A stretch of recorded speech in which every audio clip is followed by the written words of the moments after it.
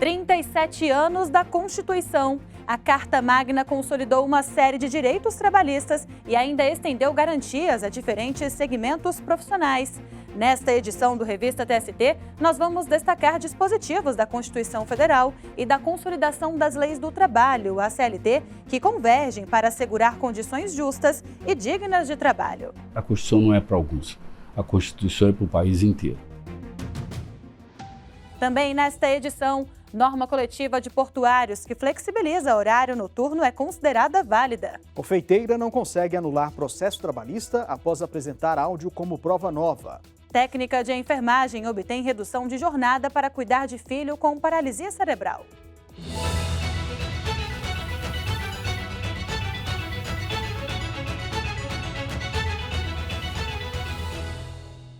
A Seção 1 de Dissídios Individuais reconheceu a validade de norma que trata do horário noturno de quem trabalha no Porto do Rio Grande, no Rio Grande do Sul. Para a maioria do colegiado, a lei que estabelece o início do turno às 7 horas da noite pode sim ser flexibilizada por negociação coletiva. Quem tem os detalhes desse caso para a gente é o repórter Rafael Oliveira. Oi, Rafael. Olá, Anderson e Luana. O processo foi movido por um portuário que solicitou, entre outras verbas trabalhistas, o adicional noturno. Ele alegou que o órgão de gestão de mão de obra do trabalho portuário avulso, o OGMO do Porto Organizado de Rio Grande, não pagou a parcela integralmente, apesar de prevista em convenção coletiva. Os percentuais, segundo a norma, variam de 25% a 100% a depender do turno. Em primeiro grau, o pedido de diferenças do adicional sobre 30 minutos diários foi aceito. Isso porque ficou constatado que a convenção coletiva fixava como trabalho noturno o período de 7h30 da noite a 1h15 da manhã e de 1h15 às 7 da manhã. A decisão levou em conta a Lei 4.860 de 1965, que trata do regime de trabalho nos portos organizados. Essa legislação considera trabalho diurno o período das 7 da manhã às 7 da noite e noturno das 7 da noite às 7 da manhã do dia seguinte. Conforme a sentença, a previsão não poderia ser negociada, porque se trata de preservação da saúde e da segurança do trabalhador portuário. O entendimento foi mantido pelo Tribunal Regional do Trabalho da 4ª Região, no Rio Grande do Sul. O caso veio parar no TST e a 7ª turma também considerou a norma coletiva inválida. O OGMO recorreu à Seção 1 de Dissídios Individuais do TST. O relator, ministro Breno Medeiros, destacou que, de acordo com a tese vinculante do Supremo Tribunal Federal, no tema 1046, é válida norma coletiva que limita ou restringe direito trabalhista não assegurado constitucionalmente. Ele destacou ainda que, embora a remuneração do trabalho noturno superior ao do diurno esteja prevista na Constituição Federal, a definição da jornada noturna não é um direito indisponível e pode ser negociada, mesmo sem a previsão de vantagens adicionais. Ou então a gente vai dizer que a convenção coletiva não vale e vão pagar os 20%, que vai ser pior para o reclamante, se a gente está dizendo que essa cláusula não vale. Então eu só estou no que está na inicial, certo? Porque aqui demonstra a contraprestação da convenção coletiva e é esse o pedido do reclamante. Ele não quer um adicional de 20% das 7 às 7h30. Ele quer adicional de 25%, 50% e 100%. Me parece aqui que está muito claro. O ministro Cláudio Brandão votou com o relator. A circunstância processual que você indica, a meu sentido, não é relevante. A meu sentido, evidentemente, por conta da tese prevalecente, a tese dominante do Supremo Tribunal Federal, com efeito vinculante, e da circunstância, já também mencionada, de não se tratar de direito indisponível, já que a variação que seria, como também já dito, de meia hora, e a questão da contrapartida foi superada pela decisão do Supremo Tribunal Federal, que era a nossa exigência anteriormente. Já o ministro José Roberto Pimenta abriu divergência. Com todas as vênias, eu entendo que a discussão não é sobre a validade da norma coletiva e sobre poder ela ou não alterar a jornada noturna dos trabalhadores portuários avulsos, mas sim sobre a possibilidade de o fazer sem majorar o adicional noturno devido. Ao fim do julgamento, prevaleceu o voto do relator no sentido de reconhecer a validade da norma. Assim, para a maioria da SDI 1, a lei que estabelece o início do trabalho noturno às 7 da noite pode ser flexibilizada por negociação coletiva. Volto com vocês. Obrigado, Rafael. Muito obrigada pelas informações, Rafael. Bom, da SDI 1 para a SDI 2. Uma confeiteira demitida por abandono de emprego não conseguiu reverter a justa causa na justiça. A trabalhadora alegou ter um áudio que indicaria ter sido induzida a erro pela empresa, mas a seção 2 de dissídios individuais rejeitou a apresentação do material. A confeiteira foi desligada do Grupo Pão de Açúcar após não retornar ao trabalho por mais de 3 meses.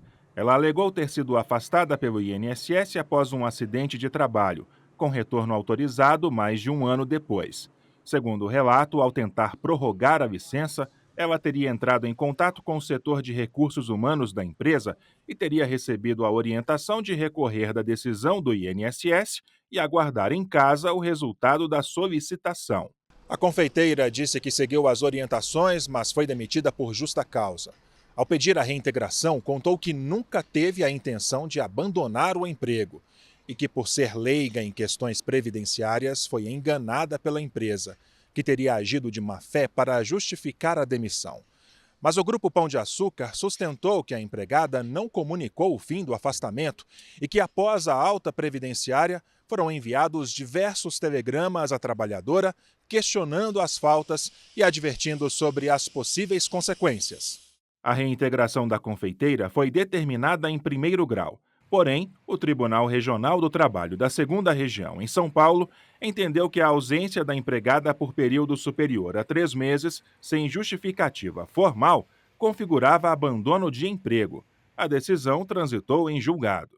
O Código de Processo Civil prevê que uma decisão definitiva pode ser anulada mediante apresentação de prova nova, definida como um elemento desconhecido ou de impossível acesso na época do processo original. Com base nisso, a trabalhadora ajuizou ação rescisória. Ela anexou ao processo uma gravação da conversa realizada com o RH após a alta do INSS. Segundo ela, o áudio seria uma prova de que a empresa agiu de má fé para justificar a dispensa.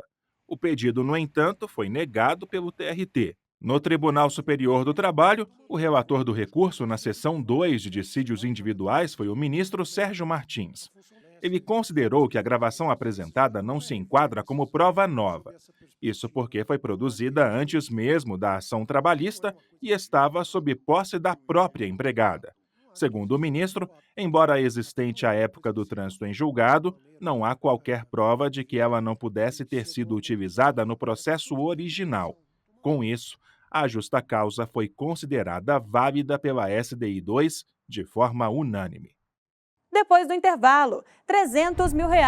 Esse foi o valor da condenação imposta ao Vasco da Gama por contratar irregularmente adolescentes para as categorias de base. Segundo denúncia do Ministério Público do Trabalho, não houve registro como aprendizes e as condições estabelecidas restringiam a convivência familiar e comunitária.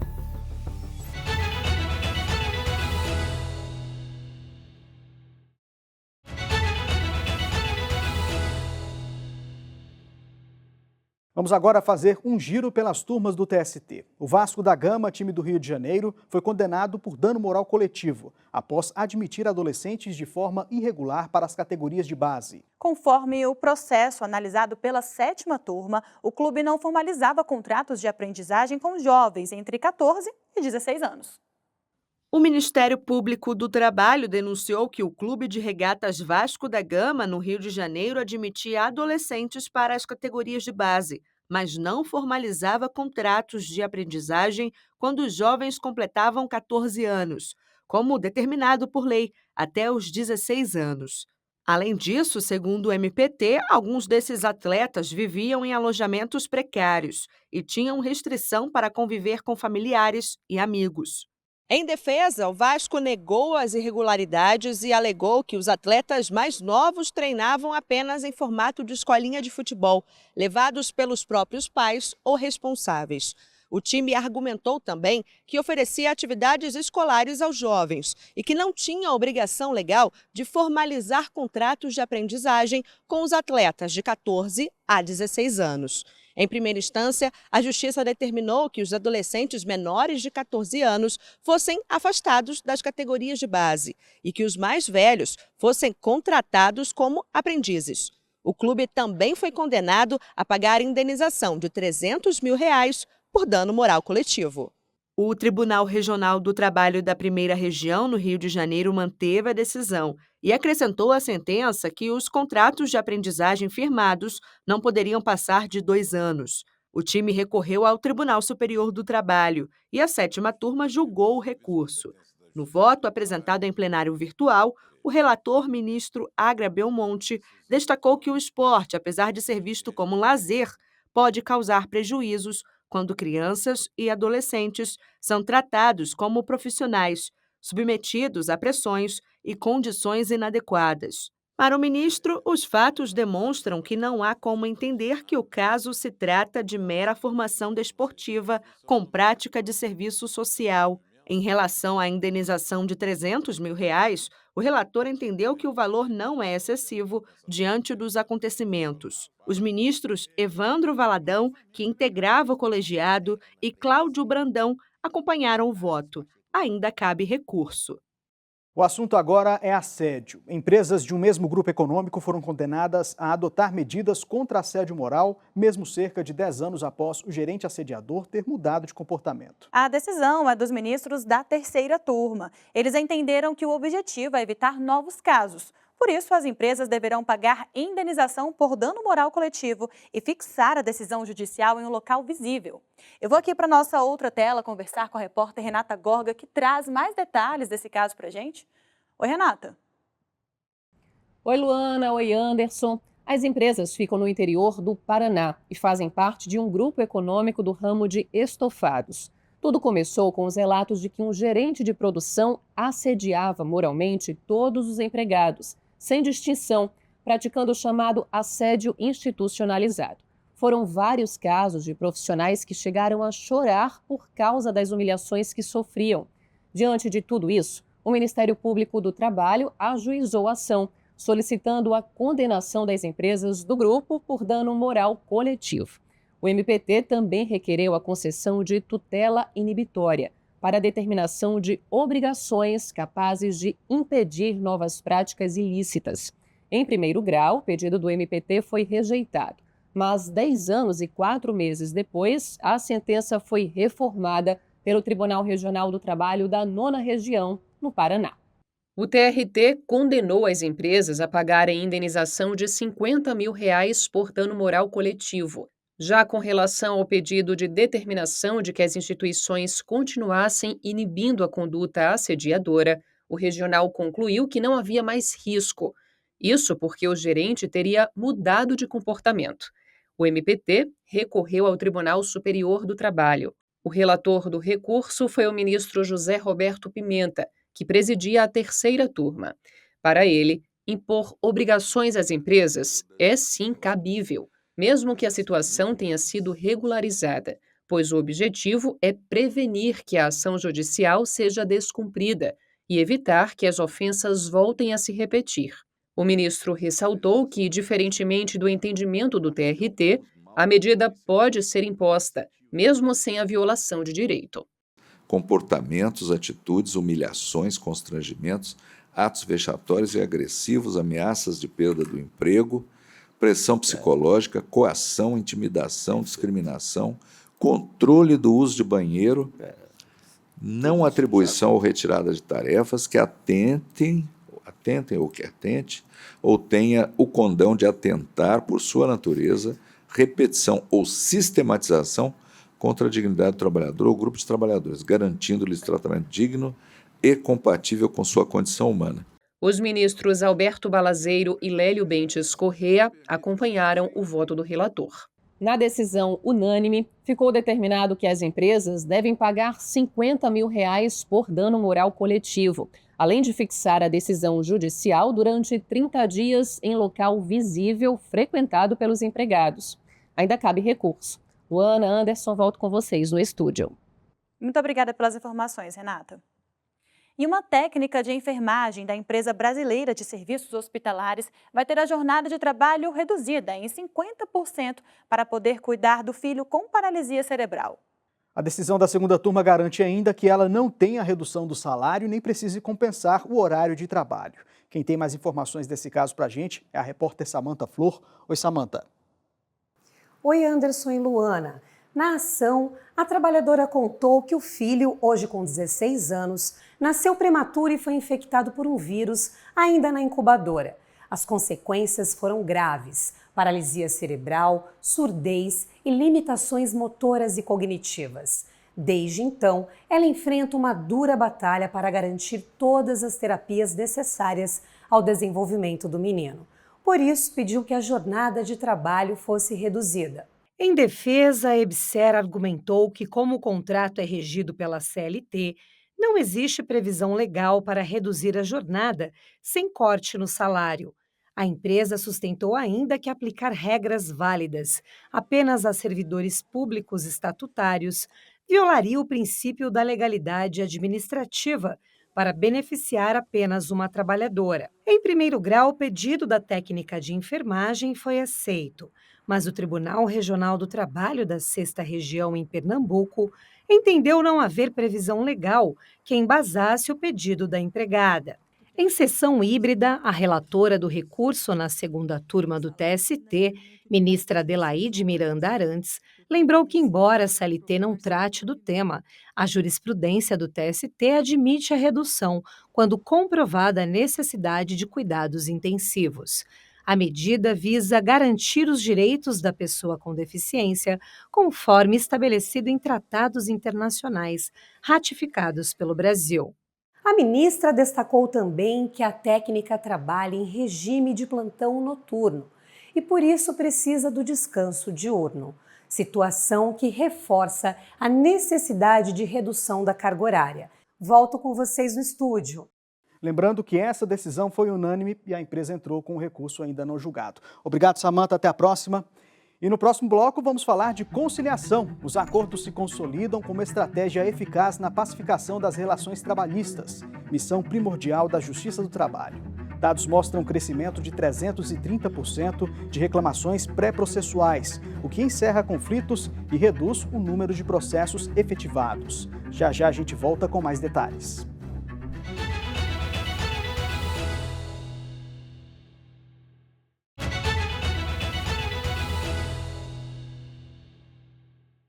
Mediar acordos antes que as ações trabalhistas sejam efetivadas. Essa é uma realidade na Justiça do Trabalho com bons resultados. Um relatório elaborado pelo Centro de Pesquisas Judiciárias, Estatísticas e Ciência de Dados do TST mostra que aumentou a procura por acordos para tentar resolver as questões sem a necessidade de judicializar o caso. O estudo mostra que a Justiça do Trabalho registrou um crescimento de mais de 330% nas chamadas reclamações pré-processuais. O salto ocorreu em 6 meses, entre outubro de 2024 e abril deste ano. Pois é, Luana, o estudo demonstrou ainda que 87% das transações extrajudiciais submetidas à apreciação judicial foram homologadas. O tempo de tramitação dessas transações foi de 6 meses, enquanto outras classes processuais levam em média 3 anos para chegar a uma solução definitiva. Os dados completos você confere pelo QR Code na tela. A Constituição Federal completou 37 anos no começo deste mês. Mas você sabe qual é a relação da Carta Magna com os direitos trabalhistas? É o que você confere agora na reportagem especial de Renata Gorga. Acompanhe.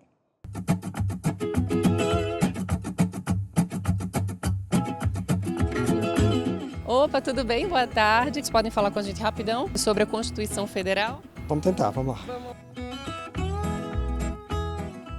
Taislane está prestes a ter nos braços a primeira filha. Aos 9 meses de gestação, ela segue trabalhando. Mas assim que Sofia nascer, a mamãe vai tirar os 4 meses de licença maternidade, mais um mês de férias. Ainda bem que tem essa licença maternidade, né? Porque senão eu não tenho renda de outro tipo de Bolsa Família, não tem. Como é que você ia se virar? E caçar um meio de fazer menos um bico, né? Há 2 anos, a auxiliar de cozinha chegou a Brasília, onde a carteira foi assinada pela primeira vez. Como CLT, ela sabe dos direitos trabalhistas que tem, situação bem diferente de quando atuava como cuidadora de idosos em Pernambuco. Melhor trabalhar de carteira assinada, né? Que se você trabalhar sem carteira assinada, eu acho que mais complicado. Não, dinheiro certo, não sabe se vai ser de certeza, né? Que vai receber. Rebeca tem 22 anos, é social media, com carteira assinada, mas se lembra bem de quando aceitou trabalhar em uma instituição sem vínculo formalizado. Com 2 semanas que eu trabalhei, a empresa fechou. Então, eu fui embora, né? Tive que ir embora. E ficou prometido que me seria pago os dias em que eu tinha trabalhado, só que infelizmente não foi assim. Então, até hoje eu não tive esse pagamento e na época foi um baque para mim, porque foi antes do meu casamento. Com a criação da Constituição Federal de 1988, considerada a lei máxima do país, os direitos trabalhistas foram consolidados, fortalecidos e ampliados. Entre eles, o repouso semanal remunerado, a proteção contra a despedida arbitrária, as licenças maternidade e paternidade e o 13º salário. Tudo assegurado a quem é contratado sob o regime CLT. Atualmente, existem mais de 48 milhões de empregadas e empregados formais no Brasil. Já 32 milhões e meio são autônomos informais, ou seja, não têm CNPJ ou trabalham sem carteira assinada no setor privado, vivendo em uma situação de vulnerabilidade trabalhista. E a essa condição vulnerável está atento o presidente do Tribunal Superior do Trabalho e do Conselho Superior da Justiça do Trabalho, ministro Vieira de Mello Filho. A Constituição cidadã ela não pode ser um instrumento de retórica. Ela tem que ser, de fato, um instrumento de efetivação do Pacto Social e Político de 88 para todas as pessoas. A Constituição não é para alguns, a Constituição é para o país inteiro. E isso inclui trabalhadores, pessoas invisibilizadas, inclui todo esse universo que ela, nos direitos humanos e nos direitos fundamentais, visou proteger. Dramaturgo, professor de inglês, autônomo. Rick não trabalha formalmente, diz precisar de flexibilidade, mas reconhece, aos 61 anos, os riscos da falta de proteção trabalhista. No futuro, eu realmente não sei. Eu sou um daqueles bem irresponsáveis que não está pensando muito no futuro. Com a experiência de quem já morou no exterior, ele compara a Constituição Federal, que prevê aos brasileiros uma série de garantias fundamentais e assegura direitos sociais, com as leis de outros países. Eu acho a Constituição brasileira genial em termos de direitos trabalhistas. Eu sou norte-americano também, eu nasci fora. Por exemplo, direitos à maternidade, tem uns estados que dão, tem outros estados que não dão, empresas dão, não tem um direito federal para isso. Não está na Constituição.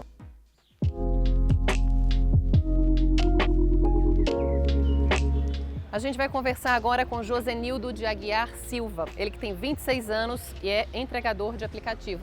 Josenildo, como é seu dia a dia trabalhando aqui na moto? Eu começo às 11 horas da manhã, aí eu vou até às 10. Se a meta for boa, eu paro às 10. Se não, eu vou até 12, 1 hora da manhã até 2. Então são mais de 12 horas aí de trabalho, geralmente. É meio cansativo, mas a gente vive disso, né? Nós não somos CLT, somos autônomos, né? Se nós não trabalhamos, não recebe, né? Josenildo já sofreu um acidente e ficou sem assistência durante 1 ano, dependendo de doações da família. Por conta da liberdade, nós preferimos não ser CLT. Seria bom continuar sendo entregador de aplicativo, mas com direitos trabalhistas? Totalmente. Se nós tivéssemos isso, acho que todo mundo estava sendo um entregador. Você tem um direito a mais, entendeu? A gente vê hoje um trabalhador de plataforma, em média, são 10 horas por dia, 7 dias por semana. Isso tudo vai gerar em 5 anos um cansaço, uma exaustão de pessoas que não terão nenhum futuro. São pessoas que estarão à margem da sociedade, porque ou elas vão trabalhar até o resto da vida, e sabe-se lá de que forma, sobre essa perspectiva de que hoje é muito bom ser empreendedor. Claro que empreendedor é algo positivo para o país. Positivo quando eu exerço o empreendedorismo como empreendedorismo. Agora, quem está subordinado, quem não pode se desligar de uma plataforma, quem tem que trabalhar tantas horas por dia continuamente, e aí, como é que vai fazer? Você não está falando de algo imediato. Eu costumo ouvir assim, quando essa discussão começa, não, o futuro a Deus pertence. Não pertence não. Pertence a nós vamos pagar.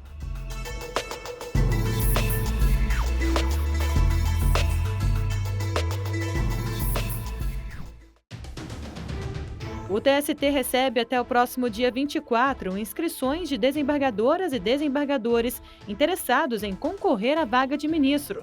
O cargo ficou vago devido à aposentadoria do ministro Aloísio Corrêa da Veiga. A lista tríplice será definida em sessão do Tribunal Pleno em 11 de novembro e os nomes serão encaminhados para a escolha do presidente da República.